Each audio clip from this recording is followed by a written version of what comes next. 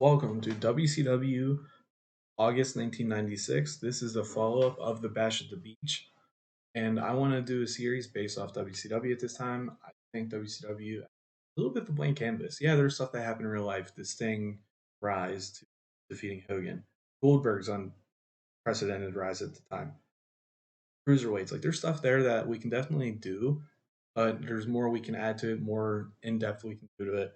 I think that's something looking back at WCW at the time that there wasn't a week to week focus as much as like a long term um, building of stars and developing that mid card specifically. Because I think that's the most fun in these games. Is like, yeah, you have your main eventers. That mid card is like it's rotational. You can come and go. That's what we like to do. So we're actually going to start off pretty hot here, and then as we go. So we have Hulk Hogan was taken out of the title match versus the Giant at Hog Wild. He is going to have a different match that's lined up later in this show. Not tonight. He's not wrestling tonight, but later on the match set. And he and NWO are disgusted. It's just a way to kind of show that Hulk Hogan, Kevin Nash, Scott Hall are not protected by management. They are foes of management. They have that anti-hero thing going for them, so kind of want to push them more towards the heel way instead of that cool heel, which I mean Kevin Nash, Scott Hall, they're just cool. So it's like good luck with that. So we'll see how we can kind of keep them heels and way to go about it. That does bring us to our first matchup of Rey Mysterio defeating Mr. JL, aka Mr. Jerry Lynn. Hell of a match, Rey Mysterio, killer. It's amazing that he's still wrestling. It's 26 years later, still killing it. It's crazy, 26 years. Whew. Following the match, we have Ultimate Dragon just beating down Jerry Lynn. Rey Mysterio makes a save. This sets up their match in the upcoming pay per view at Hog Wild, as well as develops a little bit of a friendship between Jerry Lynn and Rey Mysterio that will continue. Yeah. Conan defeats Mike Enos. Conan's just another guy. Cool. Like, that's his character. He's just Conan. That's who he is. He's just cool as fuck. I look forward to developing him. He got pretty over in the Wolfpack era. Never met his like Mexican hero status, but I definitely think we can push him in a different way. So I look forward to see how I develop that. Same with DDP. I don't know if DDP is going to have the same success as he had in real life, but I do look forward to seeing his rise, his face turn. He's still a heel at this point, and seeing how we can push that story going forward. Following that, we have a little bit of a mid card angle. It was only like a minute or 2 minute, 3 minutes of. I thought it said 6 minutes. Like, ooh, it's a lot of Scott Norton. Scott Norton just at a bar drinking, arm wrestling people. Just kind of start a little bit of his like badassery. If you know anything about Scott Norton, seems like a total like just good dude in a sense of like you would want to have a beer with him. Also, killer arm wrestler. Chris Jericho always talks about how Scott Norton was just a good guy for him and like pretty cool to him. So kind of like developed there's a character there of him being champion arm wrestler, and we can take that into storylines and different than just like wrestler heel A B kind of thing. Following that, we go into Jim Duggan defeating Max Muscle. A lot of WCW at this time was quick matches, and then we'll have like some longer matches, but mostly quick matches. Jim Duggan does then have a heartfelt promo of talking about Hulk Hogan. Now, in theory, they've known each other for a long time, could be 10, 20, 15 years at this point. So he talks to Mean Gene and says, you know what? Mean Gene, me and Hulk together have done thousands of Make-A-Wish, thousands of autograph signings, thousands of pictures of kids, a lot of eat your vitamins, say your prayers, and a lot of people believe that. And I was one of those people that said that too with Hulk. And he turned his back on his fans. He turned his back on me.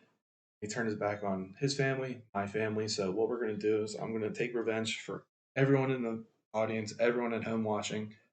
We're going to bring the old Hulk Hogan back. So he challenges him to a matchup. Hulk Hogan's like forced to accept considering he's taking a title match. So we got Hulk Hogan versus Jim Duggan. I understand why they put the title on Hogan right away, but I think it's just a way to one get another like baby face like being heartbroken effectively, kind of like have someone sharing the fans' agony. Then you can kind of go into Hulk being heel, then chasing for the title, then the chase is Sting and everyone else. We have Eddie Guerrero defeating Hugh Morris in a pretty solid match, a little bit of a longer one, just to develop Hugh Morris, build him up, say what you will. Say what you will about Chris Benoit as well. There's a lot of these guys that turn out to be POSs, but different degrees, obviously. And Bill DeMott actually turned his life around in the sense of like his daughter passed away in like a car accident. Knew nothing about like DUI stuff since. So seems like just an alright guy. Just might have been like a bully, which seems to be brought out in the wrestling industry. Following that, we have Arn Anderson, Steve McMichael defeat Public Enemy. Four Horsemen this time returning phase, so we're kind of just pushing towards that, kind of. And then they just defeat the Public Enemy. Way to get Steve McMichael in the ring with Arn Anderson. Way to get Arn Anderson on. Nitro, then to lead to this promo with the Four Horsemen saying they are still the driving force in WCW. Doesn't care if it's NWO, doesn't matter if it's Sting, Luger, anybody, Four Horsemen is going to be standing at the end of the day. We then have outsiders mocking Luger and Sting. Letting Hall and Nash be Hall and Nash. They, if you look back at NWO, you listen to Kevin Nash's podcast, which is pretty good listen. Except if you're on the political, if you don't like the political stuff, then you can just skip that. To be honest, but there's a lot of like good clips on it. They're just cool.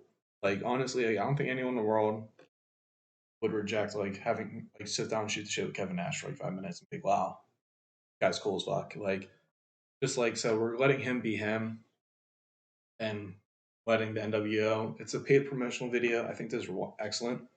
So we're developing that and pushing upon that a little bit still. We then have the Steiner brothers defeat High Voltage. Any Chaos specifically is someone who's looked as the next big thing. I look forward to seeing how we can have a blank space of a character and then making him into a guy. Let me know what you think of Kenny Chaos. What would you do with someone named Kenny Chaos? A couple ideas. It's going to take a while. He's a rookie. His tag team partner and him have no chemistry, so look for that to split happen sooner than later. And we, the Steiner brothers, get a win. Harlem Heat's at ringside. Remember this is going. Harlem Heat versus Steiners at the next paper show, actually. Luger defeats Dick Slater. Lex Luger got extremely over at 97. That was the TV title, to be honest with you. Just wrestling every week with his torture rack. So look forward to him continuing his TV title reign. Look forward to his rise as a babyface. I think it was kind of overshadowed by Sting because Sting is Sting. That leads to Sting and Lex Luger having a promo. They're here to protect WCW from NWO. Anyone in their way of the NWO will be taken down. So kind of like a backdoor shot at the Four Horsemen. Like, hey, with WCW, or you're with NWO. Like, it's time, we're drawing a line in the sand. Join us or join them. We have Randy Savage cutting a promo. I'm not going to try to do a Macho Man impersonation of Bruce Pritchard or Dan Soder. But effectively, we're going to have Randy Savage fill in Hulk Hogan spot at the pay per view. Randy Savage versus the Giant at the pay per view, where title's on the line. He cuts a promo here on being David versus Goliath. He's never defeated the Giant before. Name is Randy, not David, but just kind of going into the Randy Savage promo. Picture it in your brain, which follows him defeating Ming, and pretty good match. The Giant, Jimmy Hart, and Kevin Sullivan were ringside, but this leads to a little angle at the main event. After effect of the Giant choke slamming Randy Savage, but the NWO is just watching on, kind of seeing what's going on there. As the Giant looks confused as why they're watching, and Savage is in pain because he just got choke slammed from a 6'10", 6'11", 7'1", 7'2", however tall. All right, really is. Overall here, 79 rating. Pretty happy with that. Our music production isn't that great, so maybe we can upgrade that. But if you can see here, feel like upper card, fantastic. Lower mid card, left to be desired. So look for that to develop. In the pre-show, we Dean Malenko defeating Chava. Just get Chava some experience, as well as Blue Bloods and Bobby Eaton defeating Bobby Walker, Hoovy, Canyon. Just a way to get Canyon, Hoovy, Bobby some ring experience. In the save, or in this what's it called mod, for some reason WWF is on, or Raw is on a Tuesday, so we'll actually this. So WWC took Carlos Colon off as a figurehead. And well, look at Suzuki. Let's see here. We have Psycho Sid turning heel. Fair show. So Camp Cornette defeating Goldust. Wow, that's a main event. Undertaker and Brooklyn Brawler at court. The unofficial official debut of The Rock for Psycho Sid. I think he's just put on WWE at this time to just kind of measure fairness so he can grow. Let's see, anything else here? Big Roberts and Crush. Pretty solid tag team that would be. If you look, they kind of look like they fit together. Honestly, all 4 of these guys look like they kind of fit together in a weird stable. But we do beat Raw here. I am gonna probably move them to Monday just to be head to head, but that might affect WWE's growth. So maybe we'll wait till we're both a certain size. And that doesn't really matter. But yeah, so we are going to kind of follow some things in real life to a degree in regards to workers. So the Hardys, the Brood, Dudleys, a lot of these guys who made their name in WWF Attitude Era are not going to be in WCW. Or if I bring them in eventually, it'd be under a different. Like Christian, for example, does go to WF, but then goes to TNA in 2005. So if we're still doing the same 9 years later, maybe I can bring Christian Cage in after 2001 or something. As a way just to change things up. Now we're not going to hard and fast that rule, but there is a very clear Stone Cold, Undertaker, Kane, uh, just those WWF guys, Mankind, a lot of those guys that are WWE through and through. I guess McFoley, 13 years from now, if he's still wrestling, we'll bring him in if we still have his safe going, which I hope so, because that's how you remember years and years and years ago. I did an Attitude Era series where I had to go 5 years, but then computer crash, save crash, whole thing crashed, sucks. So we're kind of going to revisit that in a way of bringing that to now, and then we will let it go here. But Bret Hart, 97, maybe we bring him in, maybe not. Owen Hart, 99 or 98, whenever he passed, maybe we bring him in, maybe not. Brian, I think he hasn't passed at this point yet. It's kind of grim as fuck, but sorry, I don't have that top of my brain. But we're gonna definitely. I think he has. Yeah. But we're definitely going to. No, he's just not injured. So we're definitely going to push that envelope of maybe we do bring in Brian Pillman in 3 months. You know what? He just I want to see how we can change things, but the same, but change them. And I really want to see WCW in the future. I think that starts now. So when we do Scott Norton arm wrestling folk, there's a character there that we're building turn into something else that 4 years from now maybe he's a banner. ADP, maybe same way.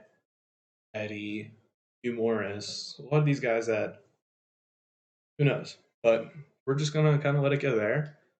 Let me know if you have any suggestions, ideas of what you want to see in the AFC and WCW. I was thinking something of so I talked about I won't bring certain people in.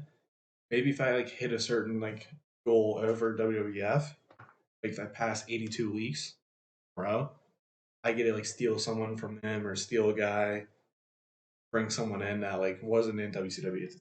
No, we're not gonna Christopher Daniels. I see his name here. Was never in WCW officially, but maybe we bring him in as a cruiserweight, the Fallen Angel, start that whole thing, 24, so we can have 5 years. Let me know what you think. Let me know what you want to see in the series. Let me know what ideas you have in regards to rules, objectives. Maybe hey, I'm really going to see you push Rey Mysterio as a main eventer by such and such, or don't do Sting's long chase. Keep him as a server. That's not going to happen, but you get the drill. Until then, I'll talk to you guys next time. Thank you for watching, and drop your favorite Kenny Chaos match because you never know.